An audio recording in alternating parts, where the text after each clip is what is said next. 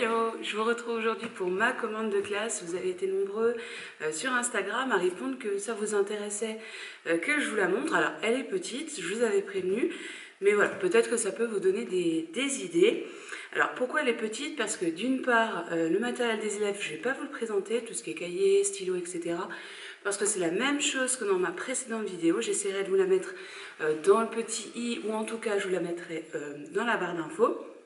Et puis, d'une autre part, j'ai gardé du budget pour m'acheter un meuble pour mes ateliers. Donc ça, je vous en reparlerai sûrement sur Instagram si le budget est possible en fait. Il faut qu'on fasse le point avec la directrice et mon autre collègue. Donc voilà. Donc pour rappel, j'arrive cette année dans une nouvelle école, donc dans une nouvelle salle de classe, avec beaucoup de matériel pédagogique, beaucoup de jeux, beaucoup de guides pédas, de manuels, de livres pour les enfants, de séries de livres. Voilà, donc j'ai pas énormément acheté parce que voilà, il y a des choses qui étaient déjà là. Et puis il faut aussi que je trouve mon organisation, mon fonctionnement, où ranger ça, etc. pour pouvoir aussi commander peut-être davantage l'année prochaine. Donc ça se résume en un carton seulement.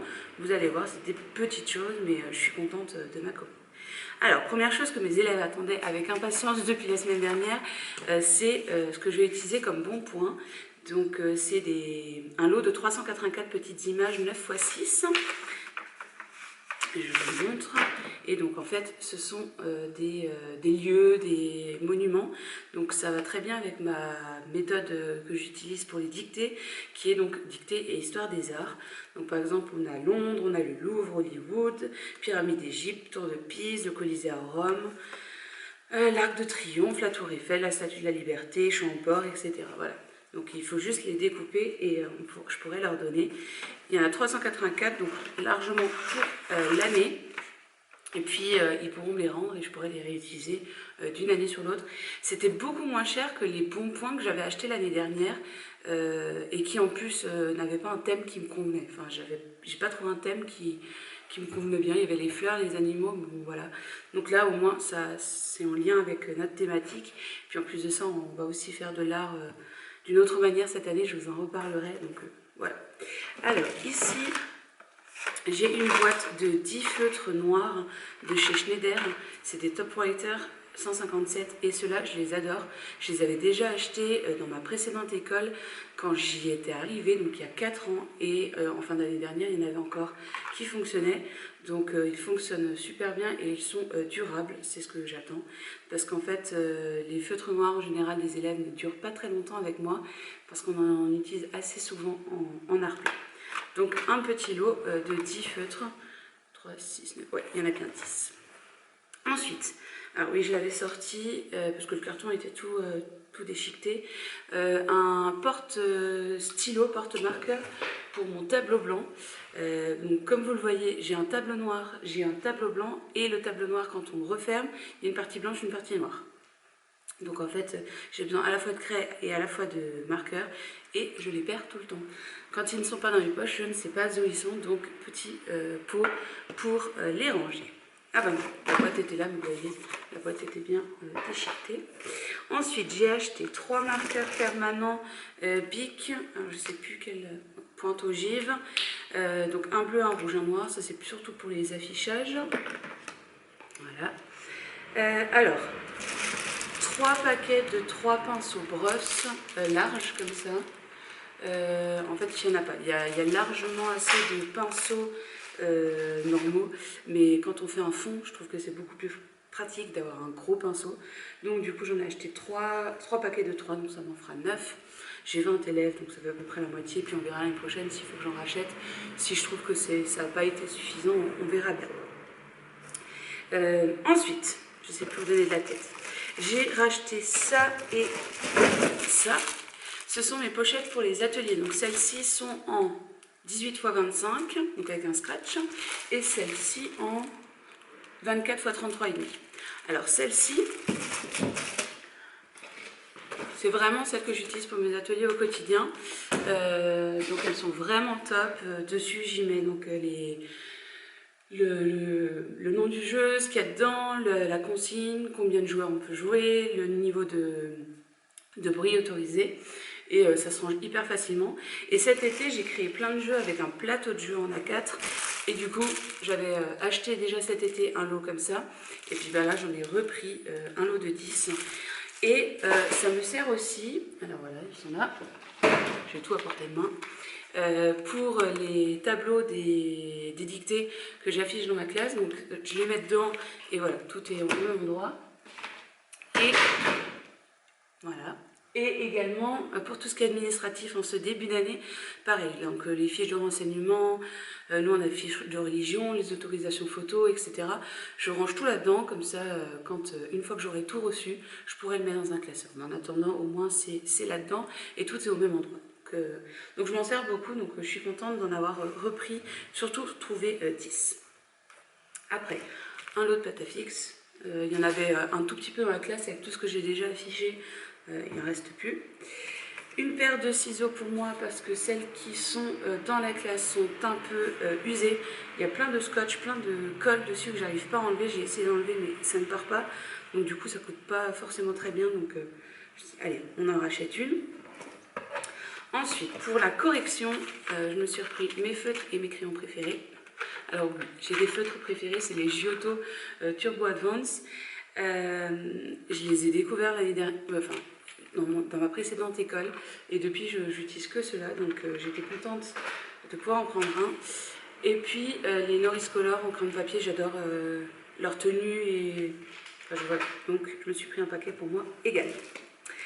Pour l'art plat, j'ai repris, alors je vous en parle tous les ans je crois, de mes puzzles à décorer. Donc là, ils sont de nouveau en forme de cœur dans le catalogue qu'on a, donc chez le fournisseur qu'on a. Donc ça sera pour soit la fête des pères, soit la fête des mères. Enfin voilà, on verra bien. Mais j'aime beaucoup ce principe. J'ai toujours pour l'art plat, j'ai commandé un paquet de feuilles 21 x 29,7, 120 grammes noir. Donc il y en a 250 dedans. Je fais beaucoup d'art plat sur du papier noir et j'ai notamment vu sur Instagram beaucoup de choses pour Noël avec un feutre blanc ou un Posca blanc. Donc je vais m'y tenter. J'ai pris 2 paquets de papier dessin blanc, aussi en 120 grammes je crois. Oui. Une agrafeuse long bras parce que je m'en sers assez souvent et qu'il n'y en avait pas dans l'école et puis que ça coûte pas très cher, ça coûte une dizaine d'euros à peu près. J'avais exactement la même dans ma précédente école que tout le monde me piquait d'ailleurs. Donc là par exemple j'ai des livres, attendez, je vais vous montrer. Voilà. J'ai imprimé un tapuscrit parce que pas entier, mais bon. J'ai imprimé un tapuscrit mais il n'est pas relié, donc il va falloir que je l'aggrave, donc ça sera très pratique pour faire les tapuscrits pour mes CM en tout cas. Et puis aussi voilà, les fichiers d'autonomie si je décide d'en remettre en place. Voilà. C'est toujours très très pratique la graffeuse à mon bras, et comme je l'ai dit, ça coûte pas très cher, donc voilà, elle sera pour mes collègues aussi, et voilà. Un lot d'étiquettes d'écoliers. On arrive presque au bout.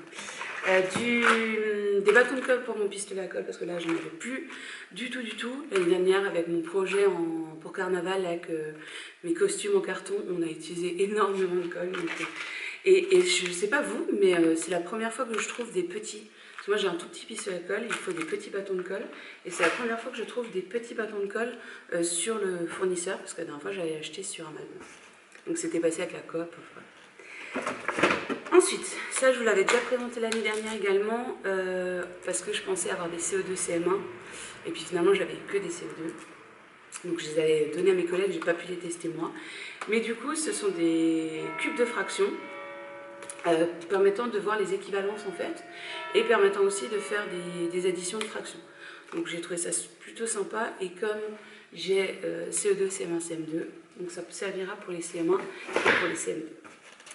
Ensuite, ça aussi, je l'avais déjà dans ma classe précédente et c'est un collègue qui m'avait montré ça et je trouvais ça top. Donc du coup, je l'avais acheté. Ce sont des cartes magnétiques de numération où on a les dizaines, les unités, les dizaines, les centaines et en bleu les milliers. Et en fait, on peut les superposer comme ça. Ça permet de bien voir les différents rangs de numération. Et quand on décompose, on peut aussi enlever à chaque fois et bien voir ce qu'il y a pour la décomposition. Donc vraiment c'est top et je suis contente parce que mon tableau noir est magnétique. Dans mon ancienne école, la première année quand j'avais un tableau noir, il n'était pas magnétique, donc j'aurais pas pu l'utiliser. Mais là, je peux l'utiliser, donc je suis contente. Et dernière chose que j'ai acheté, ça c'est la première fois que j'en ai un, c'est un timer. Je suis contente d'en avoir un. À voir où je le mets parce que je sais pas... alors vous voyez pas ce côté de tableau, mais il n'y a pas de place. Et de l'autre, je suis pas sûre que tout le monde le voit. Au-dessus du tableau, j'ai un renfoncement qui est inutile, donc je pourrais pas le mettre non plus. Voilà, il faut que je trouve. Donc soit je peux l'accrocher au mur, soit je peux le poser. Mais je suis très contente. Donc pour ceux qui ne connaîtraient pas, pardon, le timer, c'est un peu comme le minuteur de cuisine, mais on voit le temps qui défile. Et quand on arrive à la fin, petite sonnerie. Il est quand même assez bruyant. Je ne sais pas si vous entendrez. Mais bon, je me dis dans le bruit d'une classe, c'est pas non plus... Alors on a la route pas loin, on a l'église à côté. Je pense que le petit timer, le bruit du timer ne perturbera pas mes élèves. Donc voilà, et le timer, je l'ai plutôt acheté pour les CE2 parce qu'ils voilà, ils ont encore un peu de mal à jauger leur temps, voilà, à voir le temps qui passe, etc. Donc j'ai préféré mettre ça. Puis pour certains CM, ça sera bien aussi. Ça leur permettra aussi de voir combien de temps il leur reste. Et puis pas moi qui leur dis il reste 2 minutes, et puis au bout de 5 minutes, il reste 1 minute. Au moins là, ce sera voilà, pour tout le monde la même chose. Et puis voilà. Et ben voilà, je l'ai fini avec ma commande de cette année. D'ailleurs, je voulais vous demander aussi si une vidéo sur mon organisation en CE2, CM1, CM2 vous intéressait. Voilà, j'ai une organisation qui n'est peut-être pas encore mon organisation définitive, mais peut-être que ça peut vous aider ou vous donner des idées pour un triple niveau ou même un double niveau peut-être, en vous parlant notamment des plans de travail, de mes temps de travail en groupe, etc. Donc n'hésitez pas, parce que ça c'est une vidéo que finalement je peux faire à la maison avec des petits plans que j'aurais fait en classe, mais voilà. Donc n'hésitez pas à me dire si ça vous intéresse en commentaire, et puis moi je vous dis à bientôt dans une prochaine vidéo.